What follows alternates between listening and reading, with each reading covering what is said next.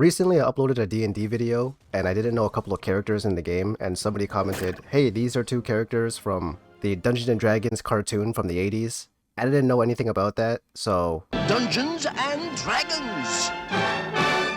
First off, the show is about a group of kids between the ages of like 8 and 15, which, judging how some of these characters look, could be like they're 20 plus years old. I mean, look at this guy. This is like a 25-year-old Zach Morris. And in true D&D fashion, all of these kids are a certain class. We got the Ranger, Barbarian, Magician, Thief, Cavalier, and Acrobat.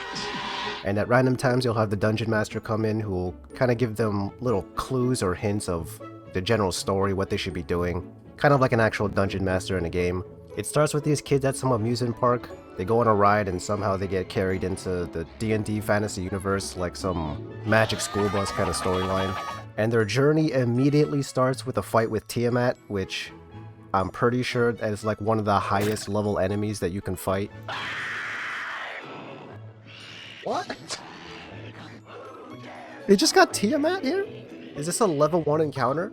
And the first encounter with her is probably the easiest encounter they've ever done. They just trick her into like shoving her into a cave and then blocking the entrance.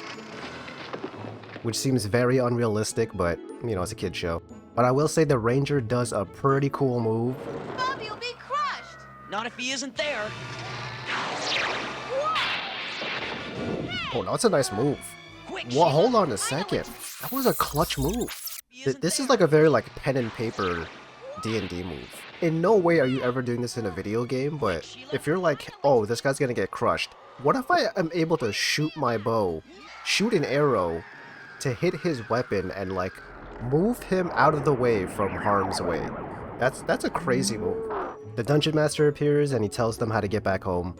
And he also gives them a warning about some sort of enemy that they're gonna have to come across. Now, on your way, you must fear only the many faces of evil, all known as Venger. You shall know his newest face by his white hair. So they walk in the direction that the Dungeon Master tells them until they come across a floating castle that's owned by none other than Merlin the Magician!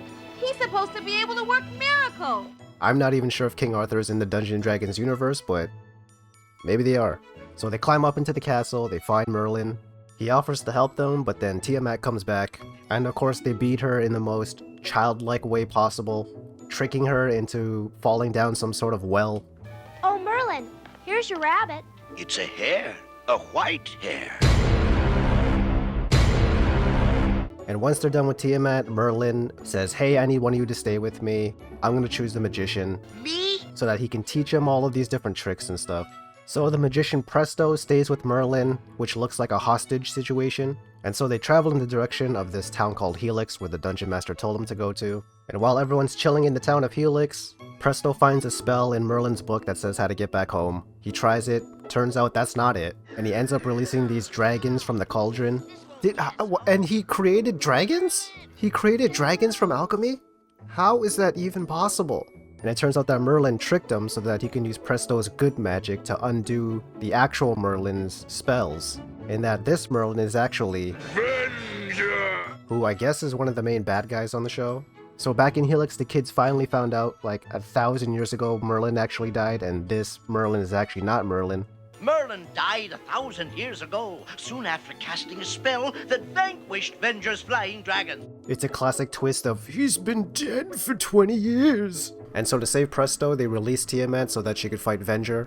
And to save the town, Presto starts casting a spell from the cauldron to, I guess, unsummon the dragons. I don't really understand how the magic works, but it happens. And so they save their friend, they save the town, the castle starts floating away, and that's the end of the first episode. And all of this happens under 22 minutes. If this was Game of Thrones, this might be an entire season.